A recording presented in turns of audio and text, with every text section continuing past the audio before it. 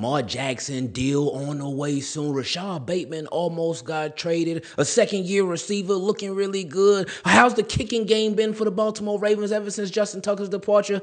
Man, this episode is packed. We got a whole lot to talk about. Let's just get straight into it because I don't want to waste no more time. So Lamar Jackson, as we know, Lamar Jackson, his cap number is significant this year, but over the next 2 seasons, it goes to about $75 million. We know the Ravens wasn't going to mess with that. We know the Ravens were going to give him a contract extension. But Eric DeCosta, he was actually on with Jerry Coleman on the Be More Baseball podcast, and he had this to say about the Lamar Jackson deal.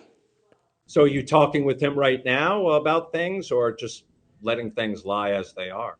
Well, we've had some conversations before the draft, after the draft, in person last week. I think we're in the introductory sort of stage of looking at what an extension might look like.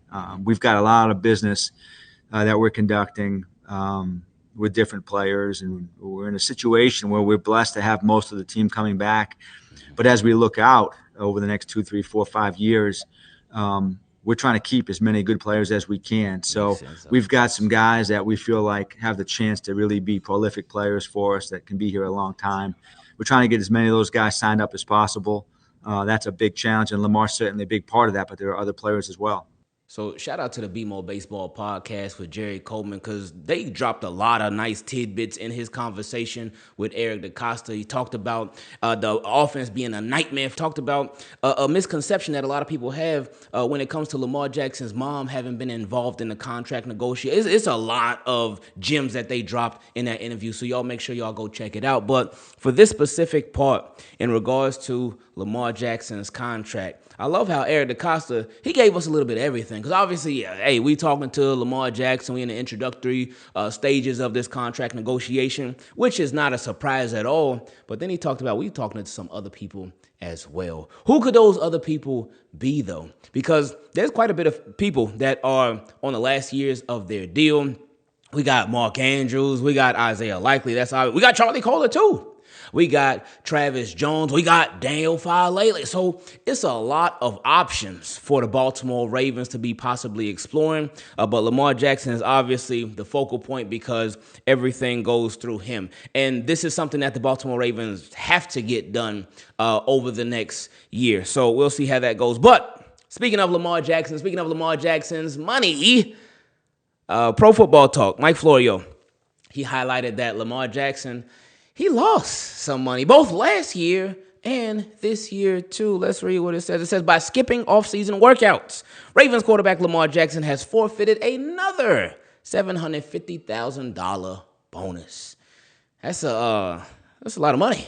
$750,000. That's a big chunk of change right there. And he says since 2024, he has now given up $1.5 million. So $750,000 last year and then $750,000 this year. So that combines to $1.5 million. And now, Brian McFarland, he let us know how this impacts the salary cap. He said, for what it's worth, the $750,000 credit for this will not have any effect on the Ravens' 2025 cap, but will be a credit on the team's 2026 cap, just as they received a $750,000 credit on their 2025 cap for Lamar Jackson not earning his 2024 workout bonus. So that's something that I didn't know. I didn't know that for that credit, I didn't know the Ravens would get that back.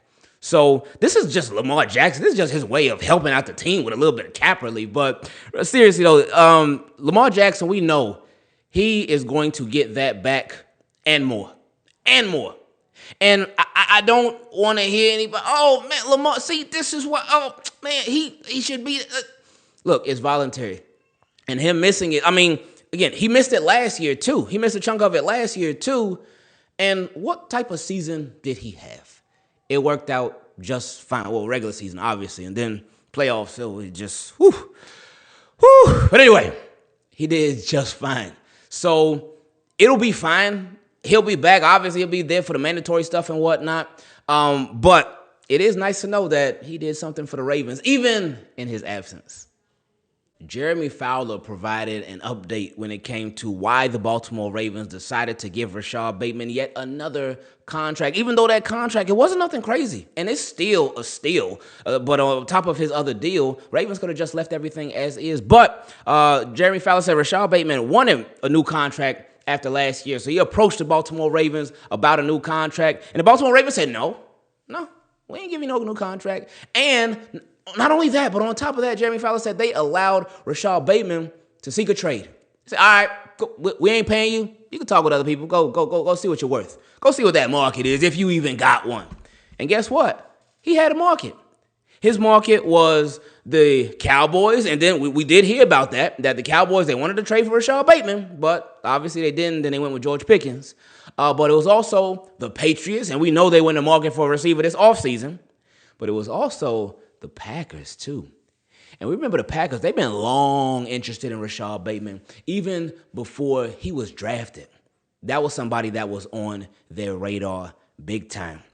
So the Baltimore Ravens, they took a look at all that. They said, oh, okay, well, I guess he does have a market. So they decided to pay him yet again. Now, Baltimore Ravens, they did get Rashod Bateman at an extremely team-friendly deal, man. Like, y'all know, we looked at the numbers and whatnot. It is extremely team-friendly. But the Baltimore Ravens, at the same time, it does let you know that they were like, hey, Rashod Bateman, like, look, you go talk, go see what you can get out there. And then come back to us, and then we'll talk again. But it does let us know that, hey, they were potentially willing to be like, all right, cool, life without Rashod Bateman, hey, let him go flock somewhere else. But then they came to their senses. They were like, hold up, this guy, he's not even in his prime yet, and he went off like that last season. Oh, yeah, we got one in Rashod Bateman, so let's keep this thing going.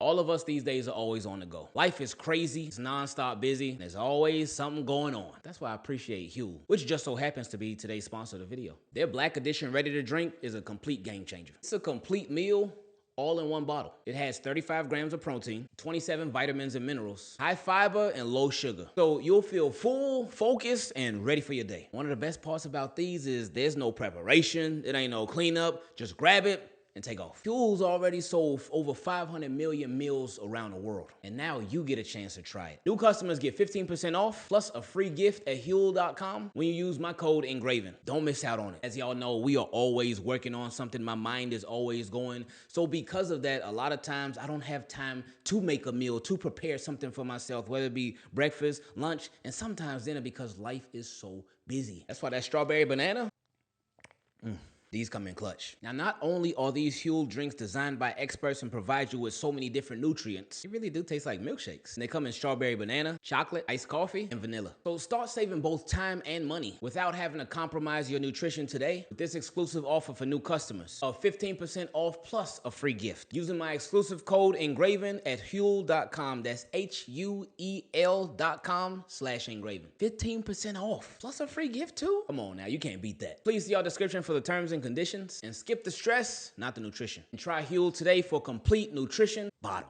Sticking with wide receivers, ever since he caught that touchdown pass against the Giants during last season, so many people question, what is Tez Walker's role going to be moving forward?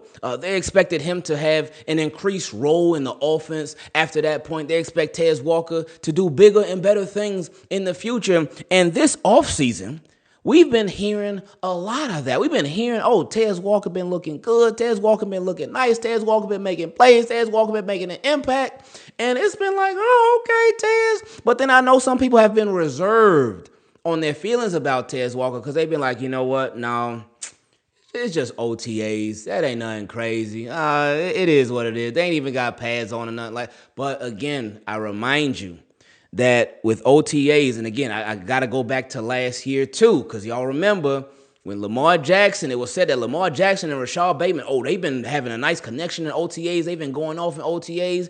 And it was like, okay, cool. And look how it translated. It translated to the field. Now, of course, with Tez Walker, he's not going to get the opportunities of a Rashod Bateman, of a Zay Flowers, of a Isaiah. We already know the pecking order when it comes to the pass catchers. But it is nice to know that he's doing everything and anything in his power to shine, and that's a beautiful thing, especially for somebody that is going to be out there. We do expect him to be active on game day. He's going to be out there on special teams. There's going to be some opportunities for him to be out there on offense because we saw it last year. We saw it last season. Because we did have 3 receivers in front of him. That was Zay, Rashod, and Nelly. And this year it'll be the same with Zay, Rashod, and DeAndre Hopkins. And still the same 2 tight ends, still the same group of running backs. But Tez Walker should be expected to have a small role, but a role in this offense. Now, when you hear a lot of people talk about Tez Walker and him just doing his thing, you could hear it, and it can not necessarily go in one ear but out the other, but it could be like, all right, maybe they just hyping him up because he's a Ravens player. They covering the Ravens and whatnot. But when you hear it from Jeff Zrebiec, because you know Jeff Zrebiec, like, look, he's going to keep it real all the way. No matter who it is, he's going to be straight up honest no matter what. And Jeff Zrebiec, he really confirmed everything that everybody been saying about Tez Walker. He said, a few practice notes. This was from June 6th. He said, wide receiver Tez Walker had a nice day. And it's like, okay, he had a nice day. All right, cool. There ain't nothing but. Then he said, he's had a very good offseason to this point. And that's just really, really nice to know for him. It's really, really nice to know for the Baltimore Ravens as far as the quality of their depth continuing to improve at the receiver position that much more, because this is something that us as Ravens fans just simply not used to. Derrick Henry's impact on these Baltimore Ravens has been nothing short of greatness. It's been nice seeing a Hall of Fame level player play alongside Lamar Jackson on the offensive side of the ball. Derrick Henry has just made life a lot easier for the Baltimore Ravens. But Derrick Henry, he is, it's like we don't even realize just how historic he is sometimes. Derrick Henry is very, very close, 1,317 yards to be exact close, to making some very significant history. Let's take a look at this list right here. This is a list of the top rushers, not currently, but of all time, the most rushing yards in NFL history. And you look at 1 through 10, Emmitt Smith, he did his thing for the Cowboys. Walter Payton for the Bears. Frank Gore, Barry Sanders, Adrian Peterson, Curtis Martin, LaDainian Tomlinson, Jerome Bettis, Eric Dickerson, Tony Dorsett. Those are the top 10. But one thing that you notice is that all of those guys are retired. Really, everybody on this list is retired except for one, that being Derrick Henry.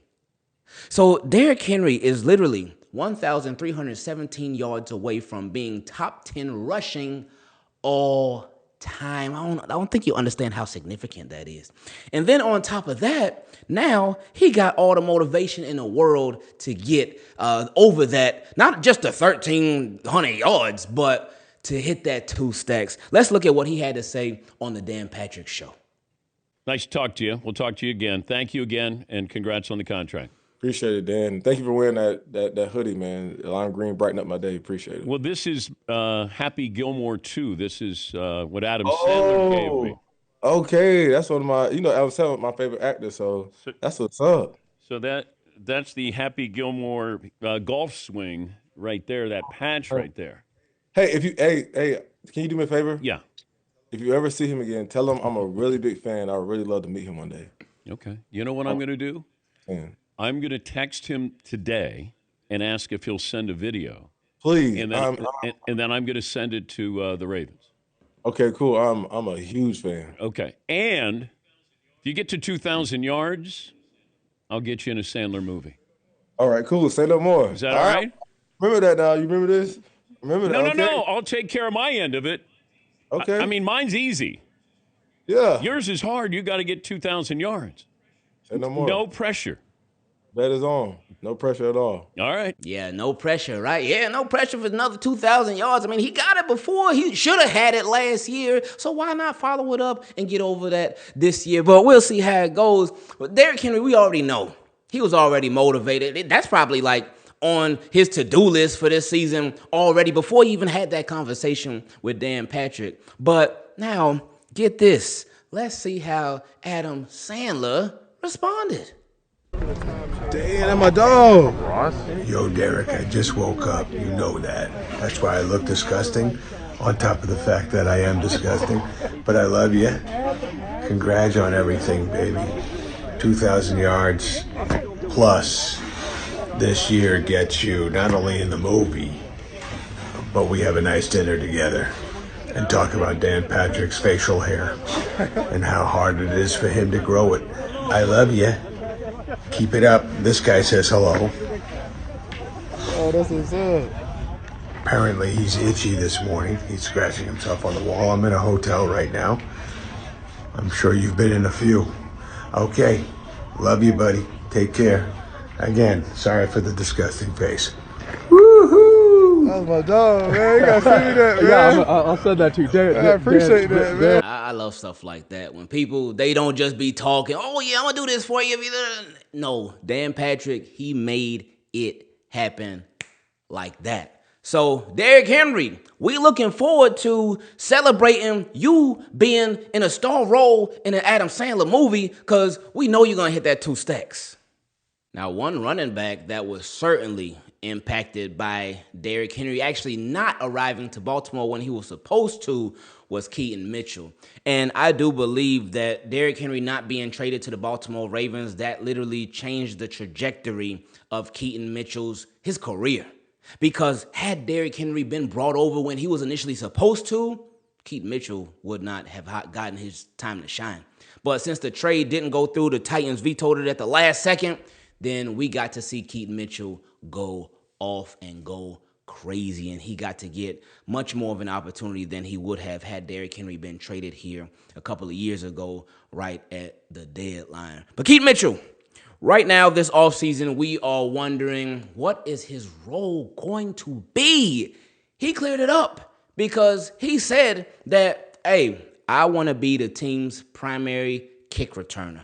I want it to be me. And him putting it out there, that puts some pressure on some other guys. Anybody else trying to get that role? Keaton Mitchell, no, I'm trying to hold that down. Because obviously in the offense, it'll be very, very hard for him to find a role. I mean, it should be easier this year because he's available this offseason. He wasn't available last offseason. He was hurt. So Todd Monken, he'll have that much more time to figure out exactly what Keaton Mitchell is going to do.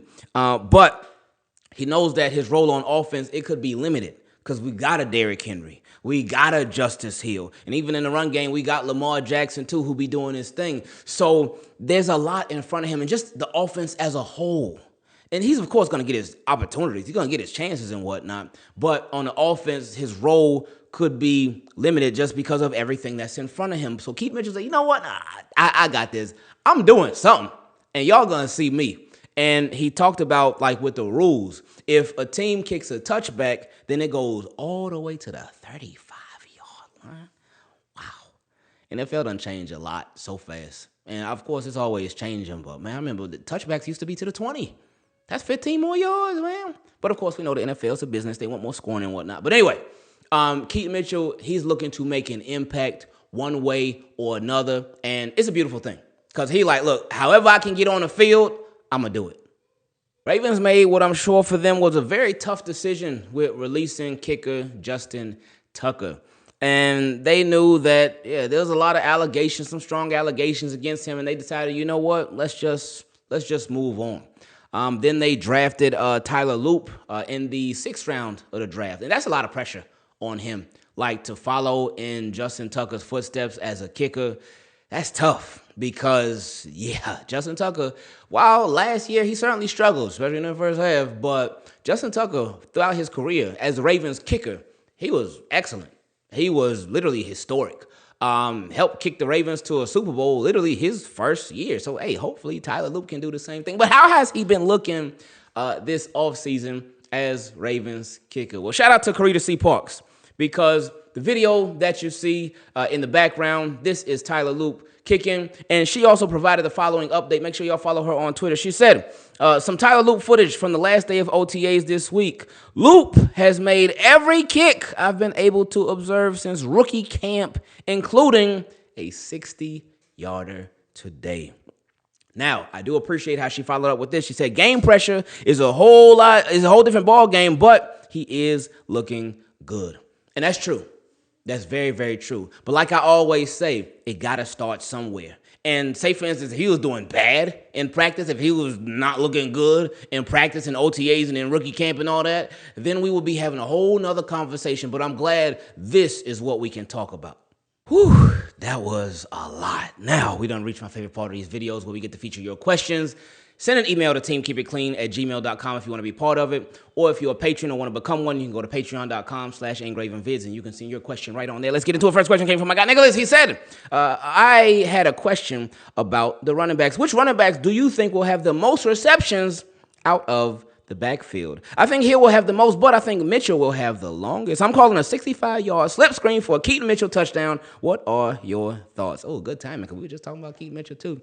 I definitely think it'll be Justice Hill that has the most because he has already been deemed as Ravens pass catching back. Now, I do wish that, and they did it towards the end of the year, but I do wish they would get Derrick Henry even more involved in the passing game, too, because that would add another element to this offense, add another element to Derrick Henry, make the Baltimore Ravens that much less predictable, because as y'all remember, first with Derrick Henry, be on the field for them running downs, but passing downs, they say, all right, 22, come off the field, 43 about to go out there, that being Justice Hill. So, again, yeah, I do think it's going to be Justice Hill, but you talking about Keaton Mitchell having the longest reception, that wouldn't be surprising, but hey, Justice Hill, Keaton Mitchell might be blazing fast, but Justice Hill is too, so don't sleep on that boy's speed. A new position for Daniel Faalele. Next question came from my guy Pablo. He said, hey, my man, regards from Mexico City and from the Ravens flock in Mexico as well. Shout out to y'all. Appreciate you. He said, first off, let me say that I love your content and videos. You have a really special way to deliver Baltimore Ravens information for all the community. I hope you keep doing great with your channel and thrive for many years to come, especially when the Ravens win our next 6 Super Bowls. I appreciate that. Seriously, man. Thank you. And I hope you end up being right to get 6 Super Bowls. Oh, what if we get them all in a row? That'd be nice. But anyway, let's get the first one first, and then we'll go from there. But anyway, he said, I'll get to my question. Would you consider it too crazy to move Daniel Faalele to the defensive line? Oh, boy, that would be glitchy right there. I think that would be fun, and I think Daniel Faalele could do very, very well there. He would just have to get a little nastier up front, have to get a little more disrespectful and whatnot. Daniel Faalele, but he already got the size to do it. It would all be up here now. It would all be up here because that's a transition right there. I mean, he already, for every single play that he's involved in, he engages with the defensive line. Now it would just be flipped the other way around. I mean, look at Patrick Ricard. Pat Ricard was a defensive lineman. He flipped to fullback. So this could be the Baltimore Ravens project, but going the other way. I think it could work. They obviously not going to do it, but I think that would be something that could be really fun. He said, I wonder if that's a better position for him. I feel that his power and size will be a threat to any offensive lineman out there. Just the pressure he would make would open up some more opportunities for our pass rushers. It's just a fun question to think about. Thank you for your work. Oh, yeah, appreciate that, man. And I do, Pablo. I really do think it could work. And again, obviously, it's just, like you said, it's a fun question to think about. But Daniel Faalele could do some work on that defensive line.